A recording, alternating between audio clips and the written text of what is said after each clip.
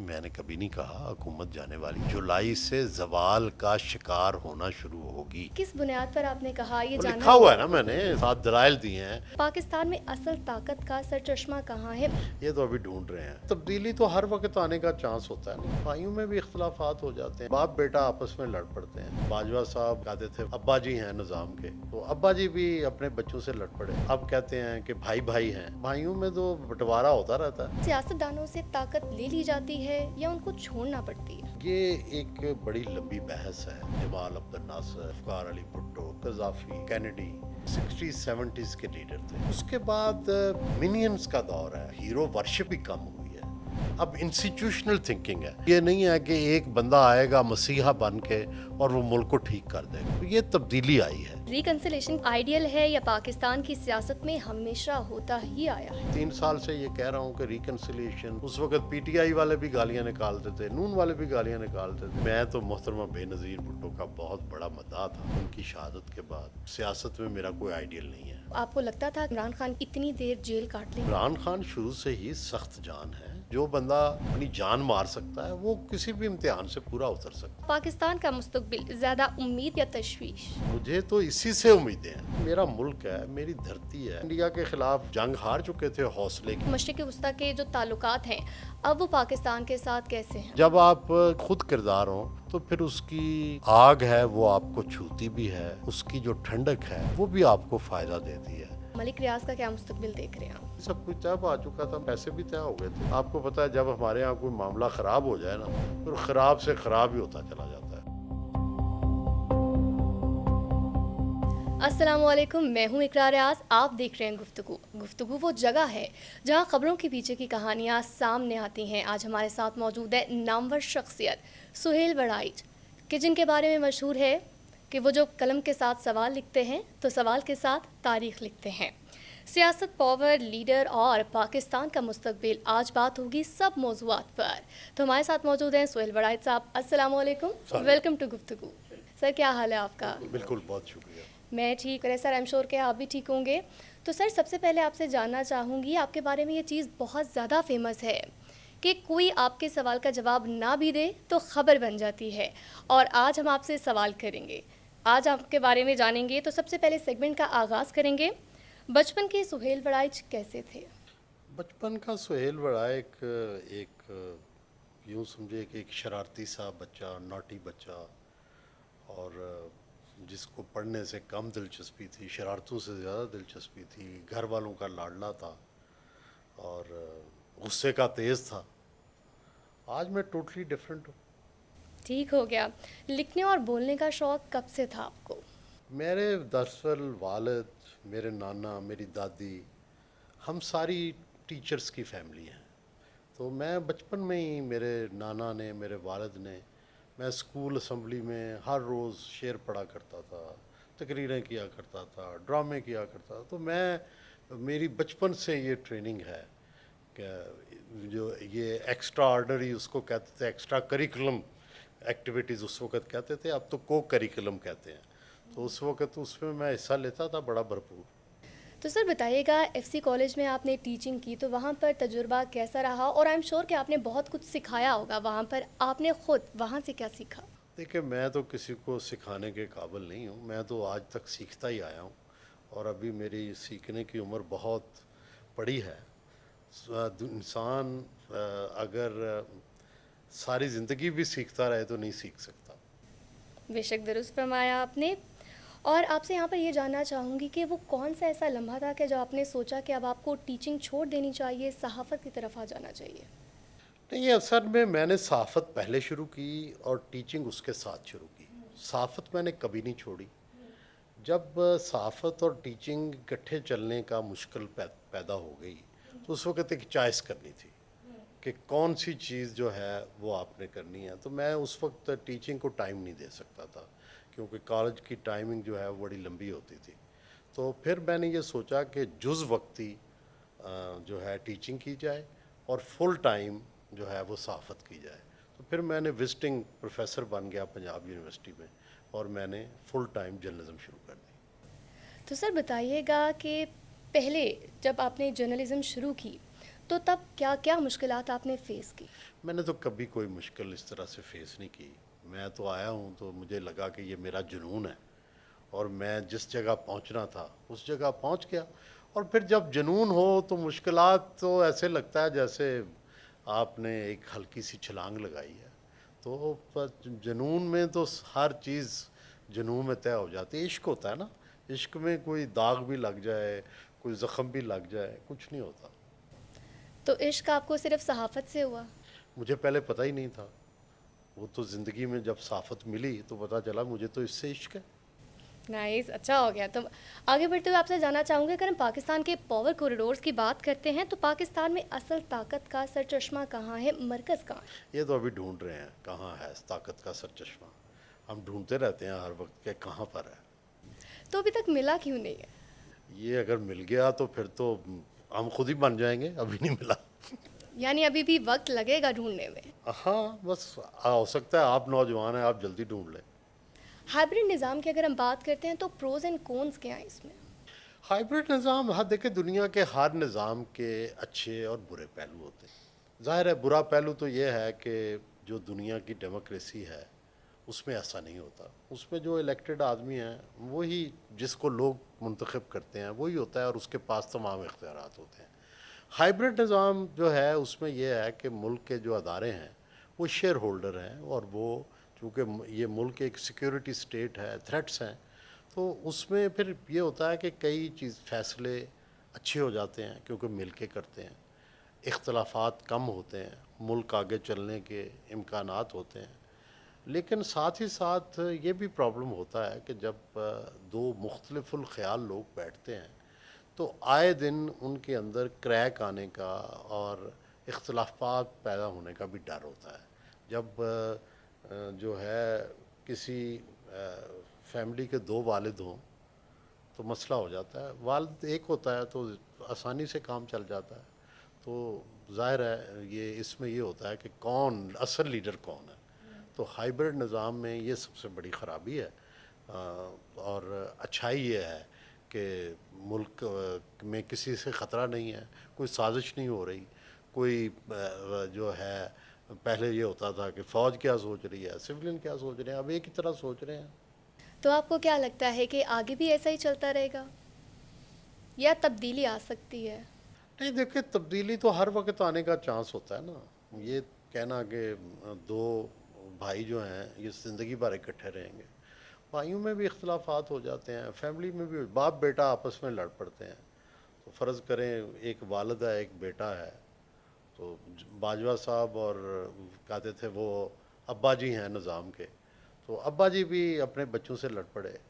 اب کہتے ہیں کہ بھائی بھائی ہیں, تو بھائیوں میں تو بٹوارا ہوتا رہتا ہے. بٹوارا ہوتا رہتا ہے بھائیوں میں. درست فرمایا آپ نے, گہری بات کر دی آپ نے.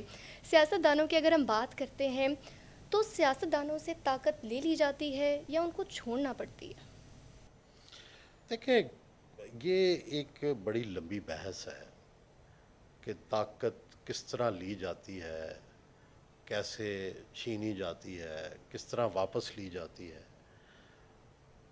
پرابلم یہ ہے کہ جو 60s 70s تھی وہ بڑے لیڈرز کا دور تھا, جس میں جمال عبد الناصر, ذوالفقار علی بھٹو, قذافی, اسی طرح کینیڈی, یہ 60s 70s کے لیڈر تھے. اس کے بعد منینز کا دور ہے, ایوریجز کا دور ہے, اور اسی طرح پھر آہستہ آہستہ وہ جو ہیرو ورشپ تھی وہ بھی کم ہوئی ہے. تو ابھی تھرڈ ورلڈ کے اندر تھوڑا ہیرو ورشپ ہے, لیکن فرسٹ ورلڈ اور سیکنڈ ورلڈ میں تو ہیرو ورشپ ختم ہو کے اب وہ نیچے آپ یوں سمجھیں کہ لوگوں کے پاس لیڈرشپ آ گئی ہے, اداروں کے پاس لیڈرشپ آ گئی ہے. اب انسٹیٹیوشنل تھنکنگ ہے. اب وہ یہ نہیں ہے کہ ایک بندہ آئے گا مسیحا بن کے اور وہ ملک کو ٹھیک کر دے گا. وہ کانسیپٹ ختم ہو گئے ہیں. اس کی بجائے کانسیپٹ ہو گیا کہ انسٹیٹیوشن کو بہتر کرو, اداروں کو بہتر کرو, وہ بہتری لائیں گے. تو یہ تبدیلی آئی ہے, لیکن ظاہر ہے تھرڈ ورلڈ تک یہ پہنچتے پہنچتے تبدیلی ابھی وقت لگے گا. تو صحیح, جو انسٹیٹیوشنل تھنکنگ ہے اور اداروں کو بہتر کرنا, تو یہ کتنا پاکستان کے مفاد میں بہتر ہے کہ آپ کو لگتا ہے کہ یہ بھی چینج ہونا چاہیے؟ نہیں دیکھیں, پاکستان ایک خوش قسمت ملک ہے کہ یہاں پہ آئین پاکستان موجود ہے جس پر سب لوگوں کا آل اینڈ سنڈری اور جتنے بھی چاہے سیاسی جماعتیں ہیں چاہے مذہبی جماعتیں ہیں سب کا اتفاق ہے. تو بس آئین کی پابندی کریں, سب آئین پہ چلیں. تو لکھی ہوئی کتاب ہے, اس کو کھولیں, اس پہ عمل کریں. سر ریکنسلیشن کی بات کریں تو سہیل صاحب آئیڈیل ہے یا پاکستان کی سیاست میں ہمیشہ ہوتا ہی آیا ہے؟ دیکھیں میں تو شروع سے ریکنسلیشن کا حامی ہوں, میں تو لڑائیوں کا حامی نہیں ہوں. ٹھیک ہے, تو اس لیے جتنی جلدی ریکنسلیشن ہو جائے اچھا ہے. لڑ کے بھی ریکنسلیشن ہوتی ہے, پہلے ہو جائے تو زیادہ اچھا ہے. تو میں تو پہلے دن سے 3 سال سے یہ کہہ رہا ہوں کہ ریکنسلیشن. اس وقت پی ٹی آئی والے بھی گالیاں نکالتے تھے, نون والے بھی گالیاں نکالتے تھے. اب سب آہستہ آہستہ ادھر ہی آ رہے ہیں. سوال اس کے کوئی سولوشن ہے نہیں. تو سولوشن کیوں نہیں ہے؟ جی تو سولوشن کیوں نہیں ہے؟ سولوشن لڑائی ہو آپ کے خیال میں؟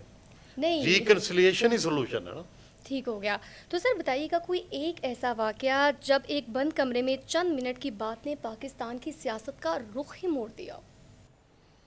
ہاں ایسے کئی واقعات ہیں. کوئی شیئر کرنا چاہیں گے آپ؟ جی 1971 میں یہ فیصلہ آپریشن کا ایسٹ پاکستان میں, ظاہر ہے اس نے پاکستان کی قسمت بدل دی. ٹھیک ہے, شاید کوئی پولیٹیکل سلوشن نکلتا تو کوئی بہتر ہوتا. ٹھیک ہے, اور ابھی یہ جو جنگ کا فیصلہ تھا جس میں پاکستان فتح یاب ہوا, اس سے پاکستان کو بہادری سے شیئر کرج سے جو ہے وہ پاکستان کو فتح ملی. تو یہ دو تو مجھے فوری طور پر یاد آئے ہیں. سہیل صاحب اگلے سیگمنٹ کی جانب بڑھیں گے. نام ہے لیڈر بند دروازوں کے پیچھے.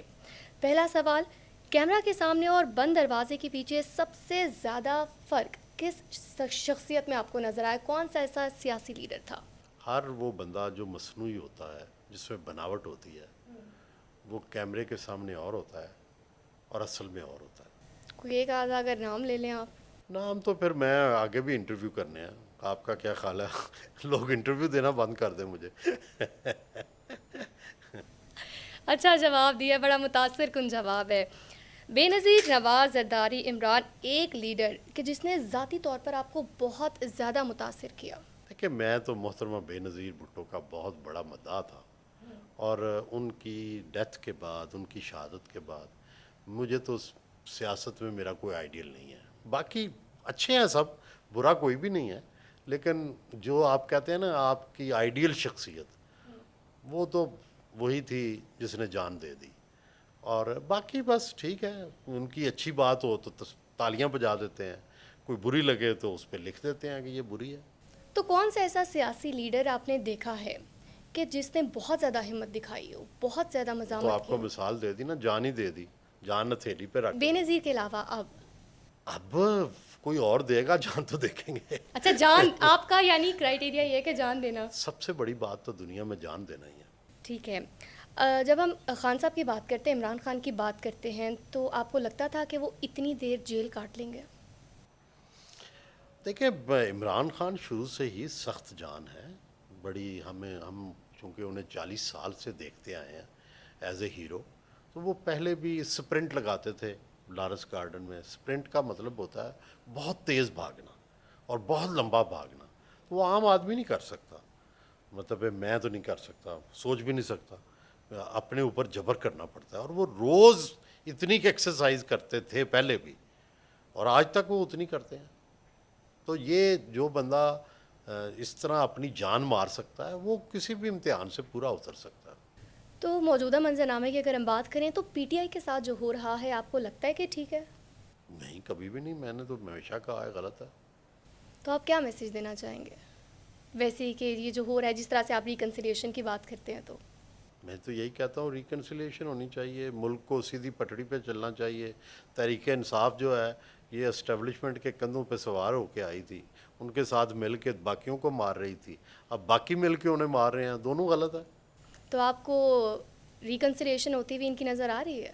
الٹیمیٹلی لڑ کے مار کے ریکنسلیشن ہو جائے گی یا پہلے ہو جائے گی, کرنی تو ہے, اور تو کوئی راستہ ہی یعنی نہیں, ہو کر ہی رہے گی. اس کے علاوہ کوئی راستہ ہی نہیں ہوتا. بھائی آپ پہلی ورلڈ وار لڑے, معاہدہ ہوا, برا ہوا اچھا ہوا اور الگ بات ہے, اس کے نتیجے میں دوسری سیکنڈ ورلڈ وار ہوئی, پھر معاہدہ ہوا, وہ 70-75 سال چل گیا, اب پھر ایک نئی وار کے دانے پر ہیں, پھر معاہدہ ہوگا. یہ دنیا میں اسی طرح چلتا ہے. تو کوئی ایک ایسا لیڈر جو کیمرہ اور بیہائنڈ دا کیمرہ بالکل ایک ہی جیسا آپ نے پایا؟ نہیں، نام مناسب نہیں ہوتے، کیونکہ اس کی وجہ یہ ہے کہ ہم نے لوگوں سے روز ملنا بھی ہوتا ہے. کسی کے بارے میں نیگیٹو کمنٹس دینے کے بعد پھر اس کو فیس کرنا مشکل ہوتا ہے. تو آپ کہتے ہیں کہ حکومت جانے والی ہے، تو کس بنیاد پر آپ یہ کہتے ہیں؟ میں نے کبھی نہیں کہا حکومت جانے والی ہے. میں نے کہا جولائی سے زوال کا شکار ہونا شروع ہوگی. ٹھیک ہے، زوال کے شکار ہونے میں 6 مہینے لگ سکتے ہیں، 8 مہینے لگ سکتے ہیں. تو سہیل صاحب کس بنیاد پر آپ نے کہا یہ وہ جانا؟ لکھا ہوا ہے نا، میں نے سارا کچھ جس وقت میں نے کہا ہے 7 دلائل دیے ہیں کہ سیاسی وجوہات ہیں، معاشی وجوہات ہیں، وہ سارے دلائل دیے ہیں. ان دلائل کی رد کریں تو پھر تو بات ہے. بڑھیں گے اگلے سیگمنٹ کی جانب، میڈیا تب ورسز آج. تو سر سب سے پہلا سوال کہ 4 دہائیوں میں سب سے بڑی تبدیلی آپ نے کس سیکٹر میں دیکھی؟ سیاست میں، معاشرے میں یا میڈیا میں؟ ہر چیز میں تبدیلی آئی ہے. ظاہر ہے پہلے جو صحافت تھی وہ مختلف تھی. پرنٹ میڈیا تھا، کاتب ہوتے تھے، پرنٹنگ مشینیں ہوتی تھیں، بالکل مختلف سیٹ اپ تھا. کمپیوٹر میرے سامنے آیا تو ساری جو تبدیلیاں ہیں، خود ٹائپ رائٹر پہ ہم ٹائپ کرتے تھے خود، پھر کمپیوٹر آ گئے، پھر اور نئی چیزیں آ گئیں. تو پھر ٹی وی آ گیا، پھر ٹی وی سے اب آگے ڈیجیٹل میڈیا آ گیا. تو یہ ساری تبدیلیاں 4 دہائیوں کے اندر ہی آئی ہیں. آج کی صحافت زیادہ با اختیار ہے یا زیادہ پابندیوں کا شکار ہے؟ یہ دیکھو، یہ لڑائی جو ہے نا، یہ ہمیشہ سے چلتی آئی ہے اور چلتی رہنی ہے. یہ کبھی بھی ایک آئیڈیل دنیا میں ماحول نہیں ہوتا. ریاستیں، حکومتیں، طبقے، معاشرے یہ دباؤ رکھتے ہیں. ہر ایک وہ سورس جس سے خبر آتی ہے، جس سے تبصرہ آتا ہے، کیونکہ وہ کرٹیکل ہوتا ہے. کسی کو بھی اپنے خلاف کی ہوئی کوئی بات پسند نہیں آتی، چاہے میں ہوں، آپ ہوں، کوئی ادارہ ہو، کوئی ملک ہو، تو اس پہ پھر پابندیاں لگتی ہیں، اس کے خلاف ایک ماحول بنتا ہے. تو یہ جب تک انسان رہنا ہے، یہ پابندیاں بھی رہنی ہیں اور آزادی بھی رہنی ہے اور ان کی لڑائی بھی رہنی ہے. آج کی نئی جو جرنلسٹ جنریشن ہے، اس میں آپ نے وہ والی جستجو دیکھی ہے جو کہ پہلے آپ کے زمانے میں تھی؟ دیکھیں، ہر زمانہ میں جو لوگ ہیں ایکسل بھی کرتے ہیں. ہر زمانے میں میرے جیسے نالائق بھی ہوتے ہیں. تو یہ زمانہ دونوں پر مشتمل ہوتا ہے. ٹھیک ہے، اب بھی میرا خیال ہے بڑے لوگ ہیں جو ایکسل کر رہے ہیں، اور بڑے لوگ ہیں جو میری طرح پچھلی صفوں میں بیٹھے ہیں. تو یہ دونوں طرح کے لوگوں کا نام ہی معاشرہ ہے. تو نئی نسل کے جرنلسٹ کے لیے آپ کیا پیغام دینا چاہیں گے؟ محنت محنت محنت، سوائے محنت کے تو دنیا میں کوئی آگے بڑھنے کا راستہ ہی نہیں ہے. اگلے سیگمنٹ کی جانب بڑھیں گے. اگر ہم پاکستان کے مستقبل کی بات کرتے ہیں تو سہیل صاحب، پاکستان کا مستقبل زیادہ امید نظر آتی ہے آپ کو یا تشویش؟ مجھے تو سوائے امید کے کبھی کچھ نظر ہی نہیں آیا. اس کی وجہ ہے کہ پاکستان کے بارے میں ایموشنل ہوں. یہ میرا ملک ہے، میری دھرتی ہے، میری ماں ہے. اس سے امید تو 100% اس کے علاوہ کیا راستہ ہے. میری ماں کا کپڑا بھی پھٹا ہو تو میں نے اس پہ ہاتھ رکھ دینا ہے کہ وہ پھٹا ہوا نظر نہ آئے. اور مجھے تو اسی سے امیدیں ہیں 100%. اور کیوں نہیں، مطلب پاکستان کے لوگ عقل مند ہیں، پاکستان کے لوگ ذہین ہیں. بعض اوقات آ جاتے ہیں چند سال، چند مہینے، چند 10 سال، 15 سال، جس میں سوسائٹی تھوڑی ڈپریس ہو جاتی ہے، پھر اس میں کوئی نہ کوئی انرجی آ جاتی ہے. تو یہ ان سے گھبرانا نہیں چاہیے. پاکستان کا مستقبل کیوں کسی سے کم ہوگا؟ ڈیفینیٹلی اچھا ہوگا. یہ ابھی آپ نے دیکھا انڈیا کے خلاف ہم بالکل جنگ ہار چکے تھے. حوصلے کی حد تک تو ہم ہار چکے تھے کہ انڈیا ہم سے اتنا آگے جا چکا ہے کہ کوئی مقابلہ ہی نہیں ہے. لیکن آپ دیکھیں کہ جب جنگ ہوئی تو آپ نے زیر کر لیا، اور دنیا کہہ رہی ہے زیر کر لیا. تو پھر اس کا مطلب ہے کہ باقی بھی جگہ پہ آپ کوشش کریں گے تو ڈیفینیٹلی جس طرح پہلے پاکستان شائن کرتا تھا، ایک وقت آئے گا شائن کرے گا. سیاسی پولرائزیشن کی بات کریں تو قیادت اس سے نکلے گی یا مزید کشمکش ابھی دیکھنا باقی ہے؟ ڈیفینیٹلی نکلے گی، کوئی اور راستہ نہیں ہوتا. میں کہتا ہوں نا، جو جن کی دشمنیاں 10 پشتوں تک چلتی ہیں، وہ بھی بالآخر صلح ہی کرتے ہیں۔ تو صلح کے علاوہ کچھ بھی نہیں ہے۔ مشرق وسطیٰ کی اگر ہم بات کرتے ہیں تو مشرق وسطیٰ کے جو تعلقات ہیں اب وہ پاکستان کے ساتھ کیسے ہیں؟ ہاں، یہ بڑی ایک نئی سچویشن ہے۔ پاکستان پہلی دفعہ مشرق وسطیٰ کی سیاست میں عملی طور پر حصہ لے رہا ہے۔ پہلے ہم صرف فلسافیکلی یا پرنسپلی حصہ لیتے تھے، فلسطین کی حمایت کرتے تھے، اسرائیل کی مخالفت کرتے تھے، اپنے بردر اسلامی ملکوں سے امداد لیتے تھے یا ان کے ساتھ کھڑے ہوتے تھے۔ لیکن اب ہم خود کردار ہیں، اور جب آپ کسی معاملے میں خود کردار ہوں تو پھر اس کی جو آگ ہے وہ آپ کو چھوتی بھی ہے، اور اس کی جو ٹھنڈک ہے وہ بھی آپ کو فائدہ دیتی ہے۔ تو اب دونوں چیزوں کے لیے ہمیں جو مڈل ایسٹ کی آگ سے جو لوگ جلتے رہے ہیں اس سے بھی خیال رکھنا ہے، اور مڈل ایسٹ کے پیٹرو ڈالر سے جو لوگ فائدہ لیتے رہے ہیں اس کے لیے بھی تیار رہنا چاہیے۔ تو اب یہ دونوں نئی چیزیں ہیں ہمارے لیے جس سے ہم نے گزرنا ہے۔ ہمسایوں کی ہم بات کریں تو ہمسایوں کے ساتھ تعلق کیسا ہے؟ ہاں، یہ بھی چیز دوبارہ سے دیکھنی چاہیے ہمیں۔ ہمسائے ہمارے افغانستان سے بھی اچھے تعلقات نہیں ہیں، انڈیا سے بھی اچھے تعلقات نہیں ہیں، بلکہ لڑائی ہے، اور ظاہر ہے یہ جغرافیہ تو تبدیل نہیں ہو سکتا، یہ پڑوسی تو پڑوسی ہی رہنے ہیں۔ تو انڈیا جو مودی کے انڈر انڈیا تھا وہ تو کافی اب نارمل تھا، اور یہ جو طالبان کے انڈر افغانستان ہے یہ بھی کوائٹ اب نارمل ہے۔ یہ دونوں تو میرا خیال ہے سمجھنے والے نہیں ہیں۔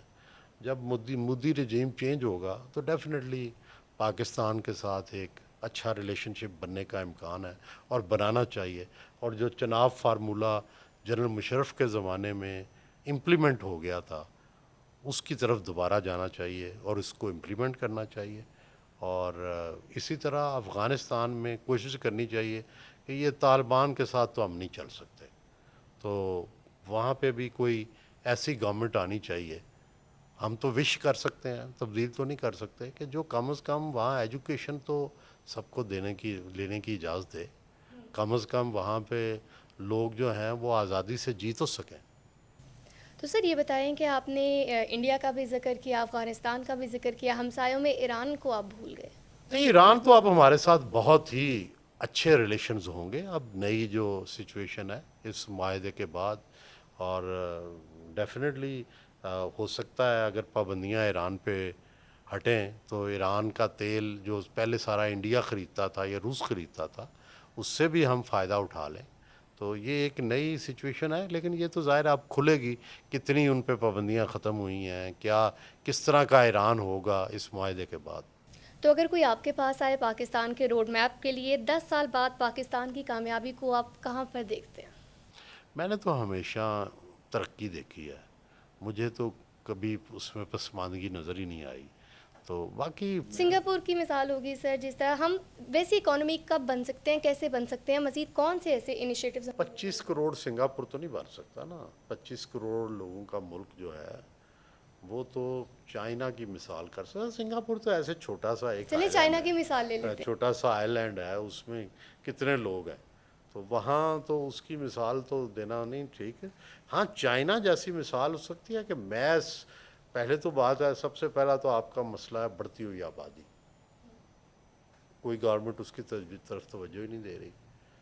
بیسک تو پرابلم یہ ہے کہ اگر آپ 3% بھی گروتھ کریں، ٹھیک ہے، تو 3%، 2% سم تھنگ تو آپ کی پاپولیشن گروتھ ہے وہ زیرو ہو جائے گی۔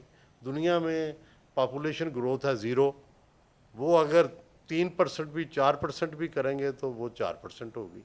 تو پاکستان کو اس وقت اپنی سب سے بڑی بات ہے آبادی پہ کنٹرول، پھر اس سے ہیلتھ کے مسائل ہیں، پھر اس سے جگہ کے مسائل ہیں، ہاؤزنگ کے مسائل ہیں، وہ پھر جتنی آبادی ہوتی ہے اتنے ہی اناج کے مسائل ہیں۔ تو سب سے پہلی تو توجہ اس پہ دینی چاہیے، ٹھیک ہے، پاپولیشن کی گروتھ کی، اور پھر دوسری ہے کہ پاکستان کو خوشحال کیسے بنانا ہے، اس کی طرف توجہ دینی چاہیے۔ تو سر نوجوان نسل کو کیا پیغام دیں گے آپ؟ نوجوان نسل کو یہی پیغام ہے، اپنے ملک سے محبت بھی کرنا سیکھیں اور محنت بھی کرنا سیکھیں، اگر بیرون ملک جا کے آپ چھوٹی چھوٹی جابس کر سکتے ہیں، مینیل جابس کر سکتے ہیں، اور آپ پاکستان میں ایسا کیوں نہیں کر سکتے؟ پاکستان میں آپ کو کیوں شرم آتی ہے اس طرح کے کام کرنے میں جو آپ کو یورپ میں یا امریکہ میں کرنے میں شرم نہیں آتی؟ اور یہاں بھی جو چھوٹے چھوٹے شاپ کیپر ہیں وہ بہت پیسے بناتے ہیں. ہو سکتا ہے ڈالروں میں ان کی اہمیت اتنی نہ ہو، لیکن کوئی بھی ایسا نہیں ہے جو روٹی اچھی نہ کھاتا ہو. روٹی تو سبھی کھاتے ہیں. ملک ریاض کی اگر ہم بات کریں تو ملک ریاض کا کیا مستقبل دیکھ رہے ہیں آپ؟ ملک ریاض صاحب کا یہ تو اوپر والے جانے، میرا خیال ہے سارا کچھ طے ہو چکا تھا ملک ریاض صاحب کا. تو وہ پھر ایک زمانے میں ملا تھا ان سے نومبر دسمبر پچھلے، اس وقت تو سب کچھ طے ہو چکا تھا، لیکن پھر وہ پتہ نہیں کیا ہوا. تو کہاں سے یہ چیز چینج ہوئی یا ریکنسلیشن کیوں نہیں ہو پا رہی اب؟ میرا خیال ہے کہ ریکنسلیشن ہو چکی تھی، سب کچھ طے آ چکا تھا، میں پیسے بھی طے ہو گئے تھے. وہ پھر ایک تو انہوں نے ٹویٹ کر دی کوئی، اور کچھ سیاسی ان کے اوپر یہ تھا کہ وہ کچھ سیاست بھی کرنے کی ان پہ الزام لگ گیا. تو یہ ساری چیزیں مکس ہو گئیں. آپ کو پتہ ہے جب ہمارے ہاں کوئی معاملہ خراب ہو جائے نا، پھر خراب سے خراب ہی ہوتا چلا جاتا ہے، پھر اس سنبھالنا مشکل ہو جاتا ہے. تو سہیل صاحب آپ نے کتابیں بھی تحریر کی، اور کوئی ایسی کتاب جو آپ کے بہت زیادہ دل کے قریب ہو؟ ویسے کتاب لکھنا جو ہے نا، یہ اسی طرح ہوتا ہے جیسے آپ کے بچے ہوتے ہیں، اور بچوں کے بارے میں یہ بتانا بڑا مشکل ہوتا ہے کون زیادہ دل کے قریب ہے اور کون دل کے قریب نہیں ہے. وہ اگر برا مان گئی میری کتابیں تو پھر کیا ہوگا؟ ٹھیک ہے، تو اس لیے میری تو سارے بچے ہیں. 14 کتابیں میں لکھ چکا ہوں. اتنا تو میں، ویسے تو میرا ایک ہی بیٹا ہے، لیکن یہ بھی میری اولاد ہے دوسری بیوی سے. ٹھیک ہے، تو لیکن یہ سوتیلے نہیں ہیں، یہ بھی سگے ہیں. اور آپ ان میں ڈفرینشیٹ نہیں کر پا نہیں، رہے. ڈفرینشیٹ نہیں. تو یہ جاننا چاہیں گے ہم کہ آپ کو کیا لگتا ہے کہ کون سا ایسا ایک کیریئر ٹرننگ پوائنٹ تھا کہ جب آپ کو بریک تھرو ملا؟ میرا یہ خیال ہے کہ جب میں نے انٹرویوز کرنے شروع کیے، یہ بات ہے 97-98 کی، تو اس میں مجھے جنگ میں یہ اس وقت یہ ذمہ داری دی گئی تھی کہ میں ہی اکیلا تھا پورے گروپ میں جو انٹرویو کرنے ملک بھر میں جاتا تھا. میں ایئر ٹریولنگ انٹرنیشنل نیشنل جو ہے وہ ادارہ دیتا تھا، اور میں اس زمانے میں تو ٹی وی نہیں تھا، تو وہ میں جاتا تھا. تو اس سے ایک بڑا نیشنل لیول کا جو ہے ایکسپوئر ملا، کیونکہ اس سے پہلے تو ہم جو جرنلزم کرتے تھے وہ لاہور میں چھپ جاتی تھی. ظاہر ہے کراچی میں اس طرح سے نہیں چھپتی تھی، لاہور کا ایڈیشن الگ ہوتا تھا، باقی الگ ہوتے تھے. تو یہ فرق تھا. تو اس سے ایک نیشنل لیول کا ایکسپوئر ملا. اور پھر جب دوسری بریک تب ملی جب 2002 میں ایک دن جیو کے ساتھ کیا. تو یہ دو بڑی بریکس ہیں جو ملی. باقی ہم تو وہ لوگ ہیں نا جو زمین پہ ایک ایک سیڑھی چڑھ کے کوشش کر رہے ہیں کہ کسی مقام پہ پہنچ جائیں. تو ہماری تو سیڑھیاں ہی ابھی طے نہیں ہوئیں. آپ نے ایک دن جیو کے ساتھ کا تذکرہ کیا ہے، تو جاننا چاہوں گی کون سا ایسا انٹرویو تھا جو کہ جب آپ نے کنڈکٹ کیا تو آپ کو دلی تسکین محسوس ہوئی کہ میں یہ کرنا چاہتا تھا یہ انٹرویو؟ کوئی ایسی شخصیت؟ میری اصل میں روح بوڑھی ہے. میں جب جوان بھی تھا، اب تو خیر میں خود بھی بوڑھا ہوں، لیکن میری روح بوڑھی تھی شروع سے ہی. تو میں جو نواب زادہ نصر اللہ، اپنی سے بڑی عمر کے جو لوگ تھے، ان میں جو تھا زیادہ کمفرٹیبل فیل کرتا تھا. نواب زادہ نصر اللہ، اجمل خٹک، ولی خان، اکبر بگٹی.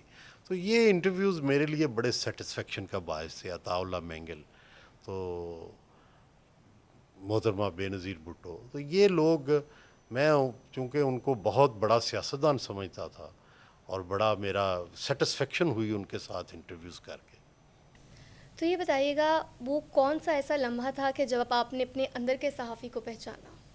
میں اصل میں جب میں نے صحافت شروع کی تو کوئی 1-1.5 سال کے بعد ایک دن میں نے اپنا خود تجزیہ کیا، اور مجھے یہ سمجھ آئی کہ صحافت میں پیسے تو نہیں ہونے. जो ही मुझे कुछ थोड़ा सा समझ आई, जुनून, पहले तो जुनून में मैं चलता जा रहा, लेकिन एक दिन मैंने बैठ के होशमंदी से ये अपना एनालिसिस किया कि इसमें पैसे नहीं है, क्या तुमने ये जर्नलिज्म करनी है या छोड़नी है। अगर तो पैसे चाहिए तो जर्नलिज्म नहीं, और अगर जुनून की सेटिस्फेक्शन करनी है तो फिर जर्नलिज्म। तो मैंने उस दिन फ़ैसला किया कि मैंने जुनून की सेटिस्फेक्शन करनी है और फ़कीरी में ज़िंदगी गुजारनी है। तो ये जो थोड़ी बहुत खुशहाली आ गई, ये तो इत्तेफाक था, वगरना हम तो तय कर चुके थे कि यही फ़कीरी ज़िंदगी भर रहनी है। तो ये सब अब आपके साथ करेंगे एक रैपिड फायर, और मैं आपसे सवाल करूंगी, जो सबसे पहले आपके जहन में आएगा बस आपने जवाब दे देना। एक लफ्ज़ में पाकिस्तान। पाकिस्तान मेरे लिए तो मोहब्बत मोहब्बत मोहब्बत। पाकिस्तान का सबसे बाअसर सियासतदान। इस वक्त तो नवाज शरीफ है। सबसे इंटेलिजेंट लीडर जिससे आपकी मुलाकात हुई हो। मैं समझता हूँ नवाबज़ादा नसरुल्लाह। कैमरा के पीछे सबसे दिलचस्प बंदा कौन सा था, सियासी लीडर? मेरा ना शेख रशीद बहुत दिलचस्प आदमी थे, कैमरे से पीछे भी और कैमरे के सामने भी। कॉलम लिखना या टीवी इंटरव्यू? कॉलम लिखना। आज के मीडिया की सबसे बड़ी खामी? अभी कोई अच्छे और बुरे की तमीज़ नहीं है। एक सहाफ़ी जिसे बहुत एडमायर करते हैं? वो मैं असल में अंग्रेज़ी किताबें पढ़ पढ़ के ना, तो वो मेरा मिजाज काफ़ी ख़राब हो गया, तो वो मैं ज़्यादा इंटरनेशनल जर्नलिस्टों को पसंद करता हूँ। सहाफ़ी ना होते तो क्या होते हैं? साफ़ी ना होते तो यकतरफ़ा बयानिया होता, एक ही रुख होता, आपको दूसरे रुख का पता ही ना चलता। बस सिर्फ आप मेकअप भरे चेहरे ही देखते, मेकअप के पीछे छुपा जो जो चीज़ असल चीज़ है वो ना देखते। एक किताब हर पाकिस्तानी के लिए?